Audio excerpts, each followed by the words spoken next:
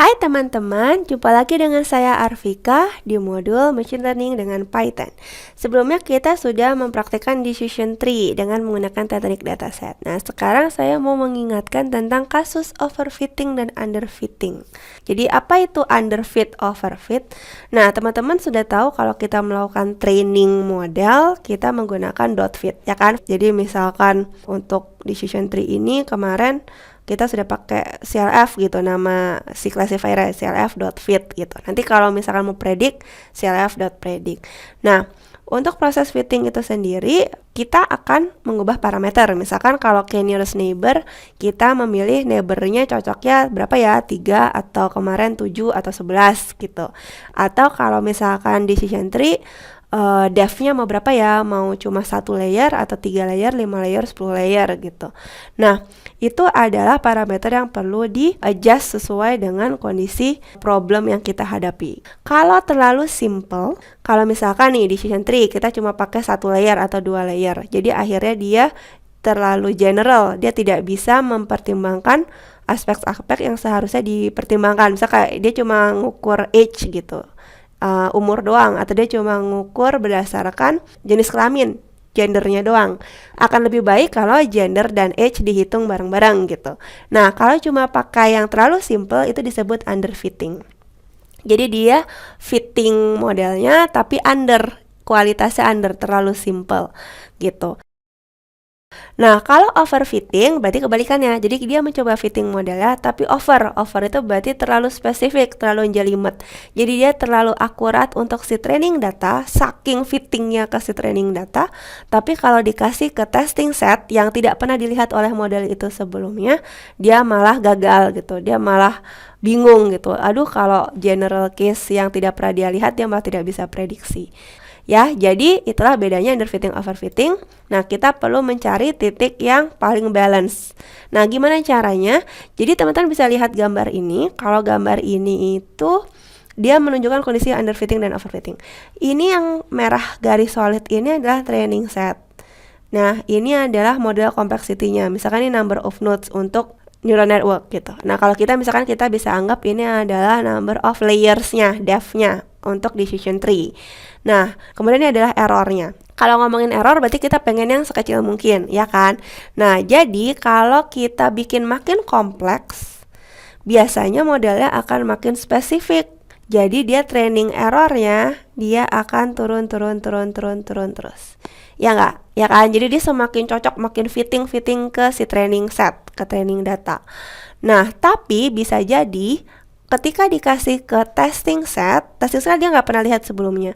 Nah, dia akan turun errornya sampai satu titik optimum.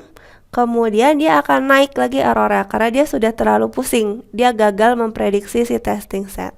Bisa jadi terlalu pusing karena ya udah kebanyakan parameter dan tidak sesuai lagi. Jadi yang di training set mungkin noise, ya kan? Karena kan nggak semuanya datanya akurat-akurat amat. Kita selalu punya variance gitu. Nah, variance sampai di fitting, jadi akhirnya dia gagal di testing set gitu. Jadi kadang-kadang kita harus ukur training set accuracy dan testing set accuracy. Kalau terjebak di training set doang, kita bisa-bisa kena kasus overfitting. Jadi kalau untuk decision tree, pada akhirnya model capacity, ya ini tree depth, kemudian ini error, kita harus cari titik di mana ketika testing set errornya dia mulai naik lagi. Berarti dia sudah pernah optimum di satu titik, yang paling kecil errornya, nah kita ambil depth-nya di situ.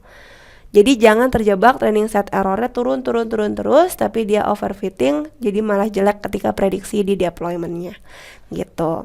Nah, gimana caranya? Untuk mengatasi banyak yang menggunakan strategi namanya pruning. Jadi kalau pruning itu dia mensimplify, memudahkan percabangan decision tree. Jadi sebagai contoh nih, misalkan ada kondisi decision tree seperti ini. Nah, dia mencoba pruning. Jadi dia akhirnya ngambil, oke deh kalau untuk yang sisi kanan ini kan pada akhirnya kemungkinannya no. Kalau criminal record, no loan. Terus kalau dia nggak punya criminal record tapi nggak punya dokumen, dia no loan. Complexity yang di sini kita ambil kalau income kurang dari 30K, ya udahlah nggak usah dicek lagi, kemungkinan nggak bisa bayar misalkan gitu, jadi nggak dikasih pinjaman. Tuh, jadi itu kayak mensimplify rules supaya tidak overfitting. Karena kalau dia masih memasukkan criminal record kan ngeceknya tambah panjang tuh, jadi secara proses akan lebih kompleks. Nah, dia berusaha untuk mensimplify itu. Ya sudahlah, kalau income memang lebih kecil, kita nggak usah ngambil resiko, nggak usah dikasih loan. Sedangkan kalau income-nya cukup, lebih besar sama dengan 30 juta gitu misalkan, ya udah dia akan baru mempertimbangkannya secara lebih detail gitu. Itu ada salah satu contoh pruning. Nah, sekarang saya akan tunjukkan dalam prakteknya. Nah, misalkan saya di sini mencoba maksimum DAF yang berbeda-beda.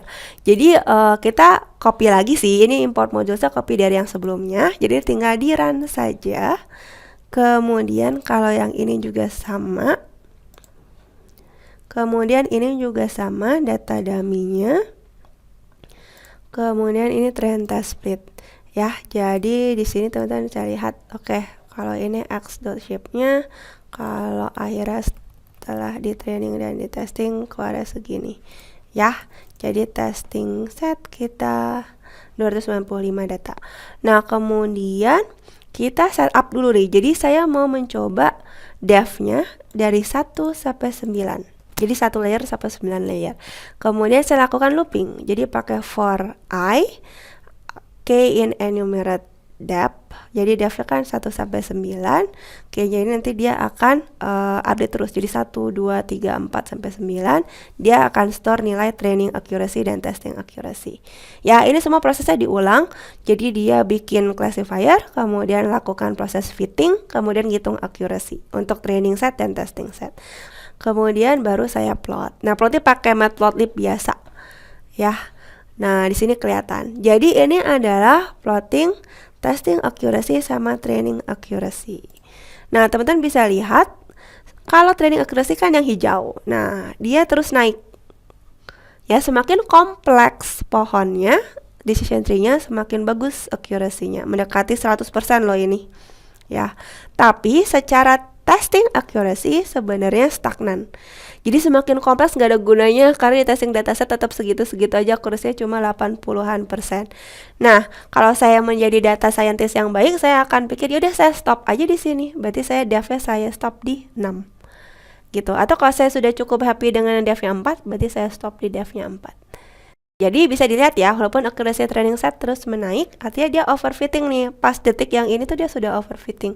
Karena untuk testing set sudah tidak ada gunanya. Gitu. Nah, jadi mari kita coba. Kalau misalkan saya pakai yang di sini deh, yang optimum di sini tuh 6 ya. Berarti kita coba depth sama dengan 6.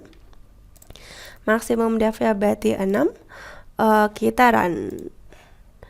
Nah, ternyata totalnya 86%. Kemudian kalau kita lakukan visualization seperti ini. Jadi teman-teman bisa lihat ini 1, 2, 3, 4, 5, 6. Udah kompleks banget ya, ini udah perlu pruning gitu.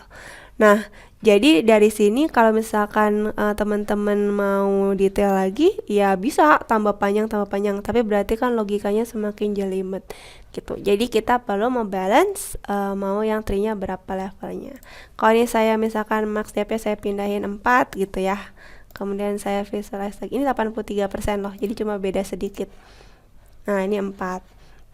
Ya, jadi teman-teman mengenerate rules-nya ada 4 gitu. Kalau saya ambil cuma 2 pasti jelek sih. Kalau 2 saya run lagi.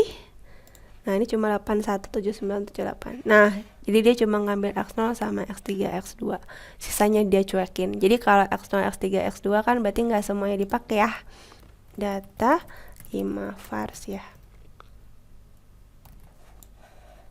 0 32. Jadi ternyata harga tiket udah nggak ngaruh, cuma masalah jenis kelamin, kemudian umurnya sama passenger class-nya, social status dia apa gitu. Ya, jadi seperti itu logikanya yang bisa dilihat dari decision tree.